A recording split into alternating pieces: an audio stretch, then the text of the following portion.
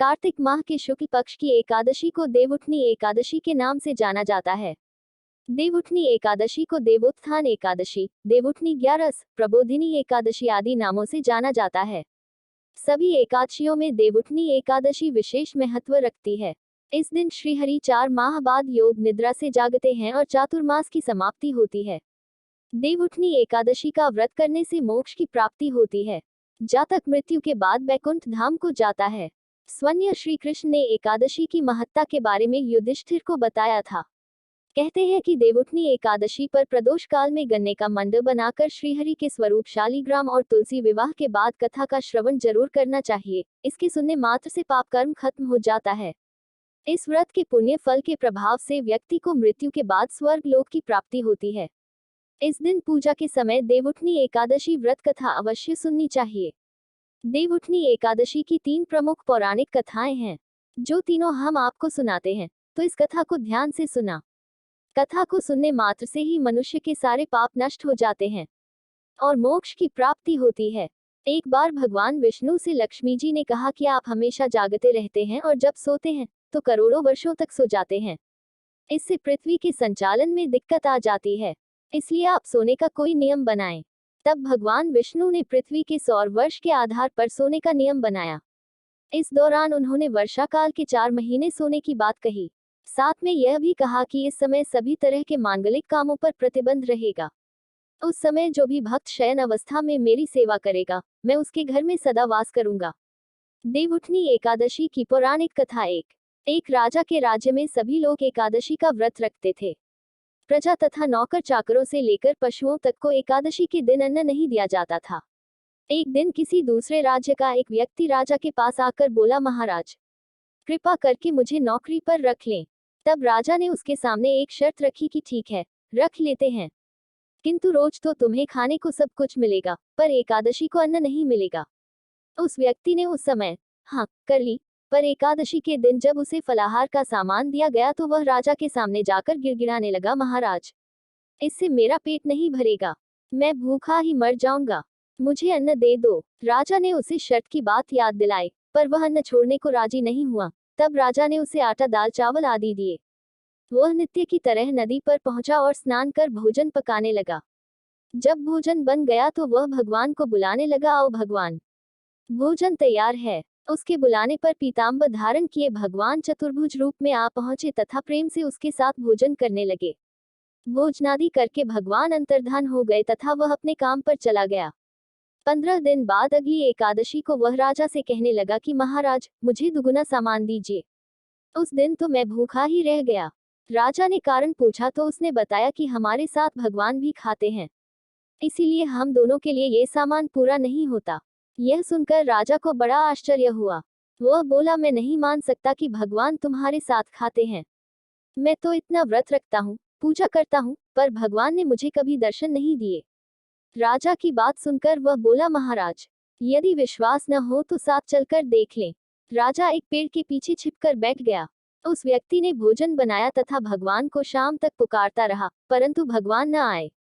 अंत में उसने कहा, हे भगवान, यदि आप नहीं आए तो मैं नदी में कूदकर प्राण त्याग दूंगा। लेकिन भगवान नहीं आए। तब वह प्राण त्यागने के उद्देश्य से नदी की तरफ बढ़ा। प्राण त्यागने का उसका दृढ़ इरादा जान शीघ्र ही भगवान ने प्रकट होकर उसे रोक लिया और साथ बैठकर भोजन करने लगे। खा पीकर वे उसे अपने विमान में बिठाकर अपने धाम ले गए। यह देख राजा ने सोचा कि व्रत उपवास से तब तक कोई फायदा नहीं होता जब तक मन शुद्ध न हो। इससे राजा को ज्ञान मिला। वह भी मन से व्रत उपवास करने लगा और अंत में स्वर्ग को प्राप्त हुआ। देव प्रबोधिनी एकादशी की व्रत कथा। 2। एक राजा था, उसके राज्य में प्रजा सुखी थी। एकादशी को कोई भी अन्न नहीं बेचता था, सभी फलाहार करते थे। एक बार भगवान ने राजा की परीक्षा लेनी चाहिए। भगवान ने एक सुंदरी का रूप धारण किया तथा सड़क पर बैठ गए। तभी राजा उधर से निकला और सुंदरी को देख चकित रह गया। उसने पूछा, हे सुंदरी, तुम कौन हो और इस तरह यहाँ क्यों बैठी हो? तब सुंदर स्त्री बने भगवान बोले, मैं निराश्रिता हूँ, नगर में मेरा कोई जाना पहचाना नहीं है, किससे सहायता मांगू?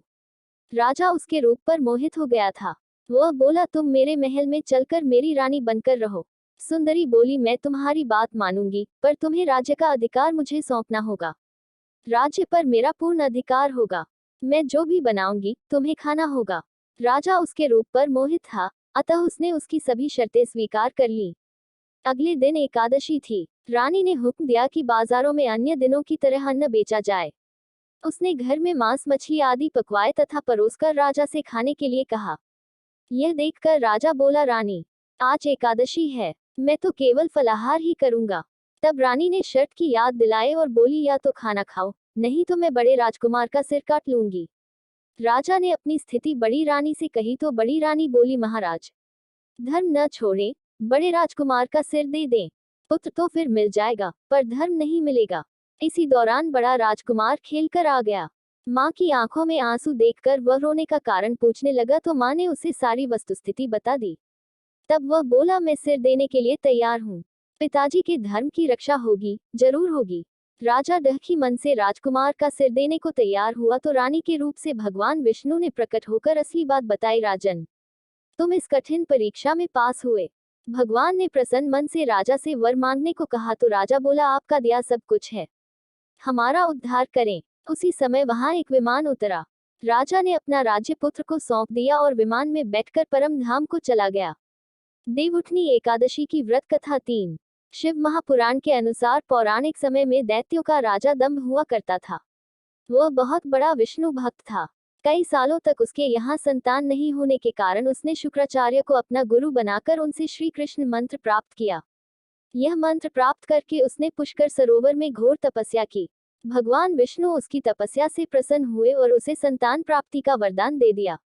भगवान विष्णु के वरदान से राजा दंभ के यहाँ एक पुत्र ने जन्म लिया। इस पुत्र का नाम शंखचूड़ रखा गया। बड़ा होकर शंखचूड़ ने ब्रह्मा जी को प्रसन्न करने के लिए पुष्कर में घोर तपस्या की। उसकी तपस्या से प्रसन्न होकर ब्रह्मा जी ने उसे वरदान मांगने को कहा।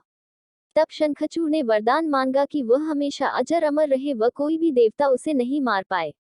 ब्रह्मा जी ने उसे यह वरदान दे दिया और कहा कि वह बदरीवन जाकर धर्मध्वज की पुत्री तुलसी जो तपस्या कर रही है उससे विवाह कर ले। शंखचूड़ ने वैसा ही किया और तुलसी के साथ विवाह के बाद सुखपूर्वक रहने लगा।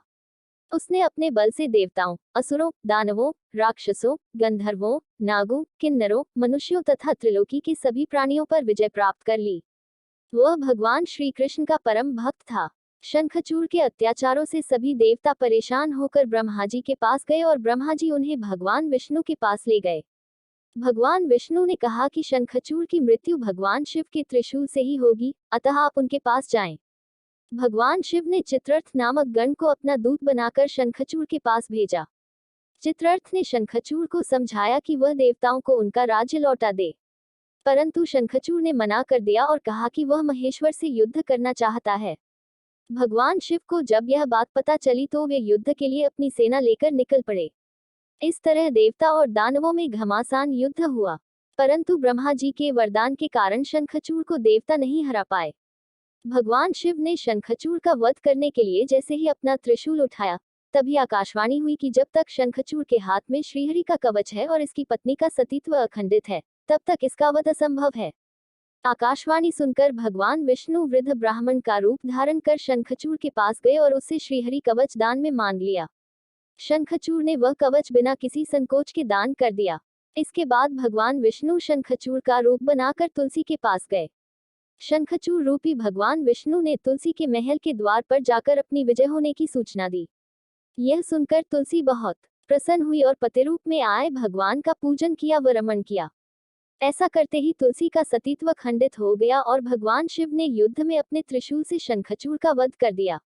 जब तुलसी को पता चला कि वे उनके पति नहीं है बल्कि वे तो भगवान विष्णु है, क्रोध में आकर तुलसी ने कहा कि आपने छलपूर्वक मेरा धर्म भ्रष्ट किया है और मेरे पति को मार डाला, अतः मैं आपको श्राप देती हूँ कि आप पाषाण होकर धरती पर रहे।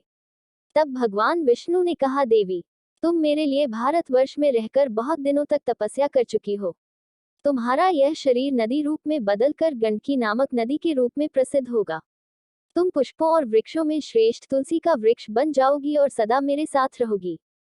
तुम्हारे श्राप को सत्य करने के लिए मैं पाषाण शालिग्राम बनकर रहूंगा। गंडकी नदी के तट पर मेरा वास होगा। देव प्रबोधिनी एकादशी के दिन भगवान शालिग्राम व तुलसी का विवाह संपन्न कर मांगलिक कार्यों का प्रारंभ किया जाता है। हिंदू धर्म मान्यता के अनुसार इस दिन तुलसी शालिग्राम विवाह करने से अपार पुण्य प्राप्त होता है।